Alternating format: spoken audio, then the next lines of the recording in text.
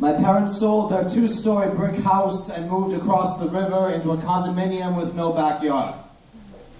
This morning, I walked their dog, half my age, through the heavy rain, and the dog walked slowly, and I walked slowly beside the dog, watching it walk slowly through the heavy rain.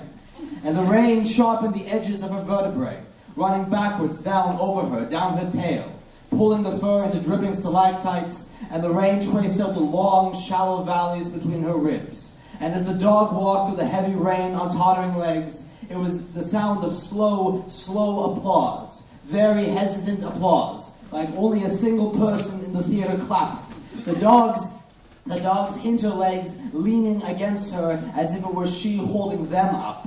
And the dog in the heavy rain sank lower and lower into the heavy rain until the rain pulled that dog's tail down and down until the tail dragged through the puddles. And so my parents moved to this side of the river 2 years ago to a home without a yard. And as the dog tugs at that leash towards that place, like an uncertain wind struggling to fill a sail, the dog looks at me through rheumy eyes. And I know that this dog will either be dead or euthanized within 6 months. And we will have nowhere on earth to bury her. After the walk, I take the dog inside.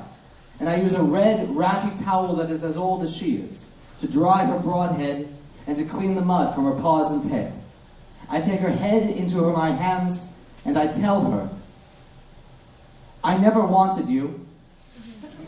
I never wanted a dog. I never wanted a second dog. I never wanted a dog named for a flower. I never wanted a dog that lies in everyone's path, who lays her unwanted head on everyone's lap. I never wanted a dog whose filth I have scrubbed from the floor and from her own fur. I never wanted a dog whose life has filled my time until the morning I moved out. I never wanted a dog who needed so much room. My parents wonder aloud if I am envious of you.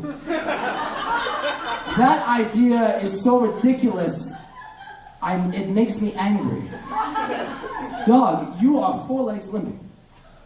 I go for months forgetting that you live with my parents. I go for months forgetting that you live. You are half my life a living inconvenience. And in 6 months you will be nothing but your caved-in body. And we will have not a patch of grass to bury you under. Dog, I never wanted you. I never wanted this. I tell the dog all of this.